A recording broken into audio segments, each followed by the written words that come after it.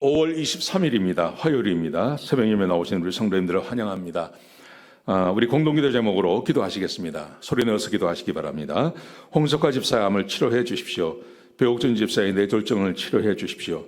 언어가 회복되고 오른쪽 팔다리에 힘이 생겨나도록 해 주십시오. 곽한나 집사를 치료해 주십시오. 권하자 집사가 다시 걷도록 해 주십시오. 이승학 성도의 뇌종양 치료가 잘 되게 해 주십시오. 권현민 형제를 치료해 주십시오. 김에브라임 형제가 신장 이식을 속히 받도록 해주십시오. 김시 집사가 걷도록 해주십시오. 김수진 집사가 재발하지 않고 치유되게 해주십시오. 황순희 집사가 걷도록 해주십시오. 예수님의 이름으로 기도합니다. 아멘. 아멘. 오늘 본문의 말씀은 사무엘하 21장 1절에서 14절까지 말씀입니다. 약속을 지키시는 하나님이라는 주제로 하나님 말씀 함께 나누시겠습니다. 오늘 본문에 보시면 참 뜻밖의 이야기가 나옵니다. 어떤 이야기냐 하면 이제 다윗이 다시 왕권을 잡았죠. 예루살렘에 돌아왔습니다. 근데 3년을 이어서 기근이 찾아오는 것입니다. 계속 기근이 계속되는 것입니다. 그러자 다윗이 하나님 앞에 가서 묻습니다. 하나님, 왜 우리에게 기근이 찾아옵니까? 하고 묻습니다. 그랬더니 하나님께서 이렇게 대답을 하십니다. 2절에 보시면 1절에 보시면 사울과 피를 흘린 그 집안 때문에 그렇다 그러시면서 그가 기브온 사람을 죽였기 때문이다. 다윗이 기브온 사람을 죽입니다.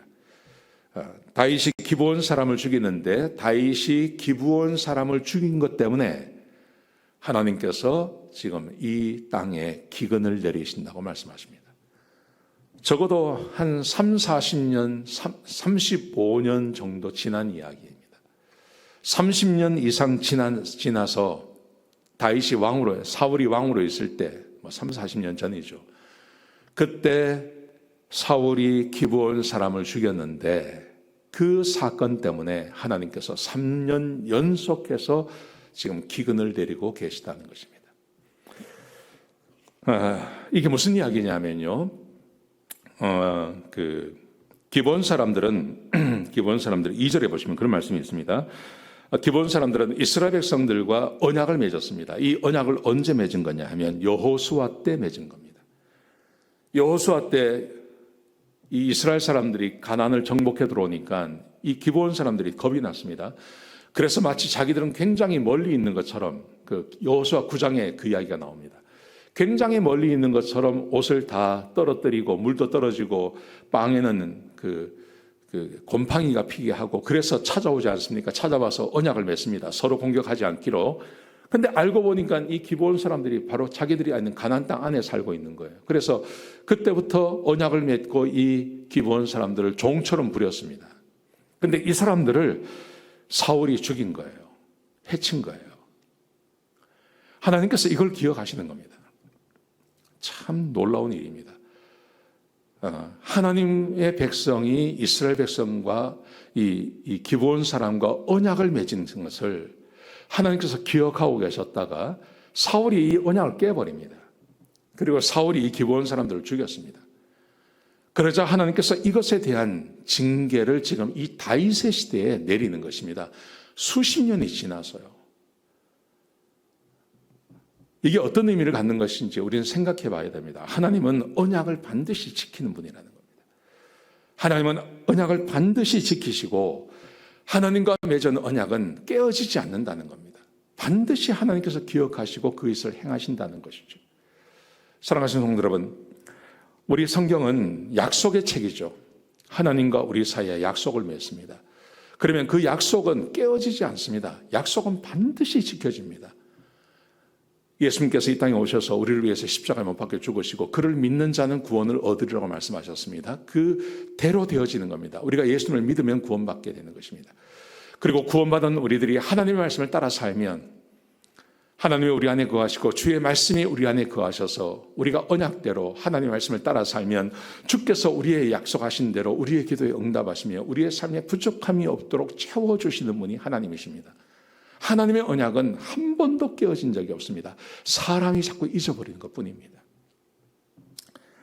수십 년이 지난 거의 이 다윗의 이 여호수아의 시대 때 여호수아 시대 때 일어났던 일, 500년 전입니다. 500년 전에 있었던 약속을 기억하시고 그것을 깬 사울로부터 40년 이상이 지난 다음에 하나님께서 이것을 기억하시고 반드시 물으신다는 거죠. 왜 다윗에게 이런 은혜를 주시냐 하면 하나님은 약속을 지키신다는 것을 가르치기 위해서 하나님께서 이렇게 하시는 것입니다. 자, 그러자 다윗이 어떻게 하냐면요, 다윗이 기브온 사람들을 부릅니다. 불러서 그들에게 묻습니다. 우리가 어떻게 하면 속죄를 할 수 있겠느냐, 그렇게 이야기를 합니다.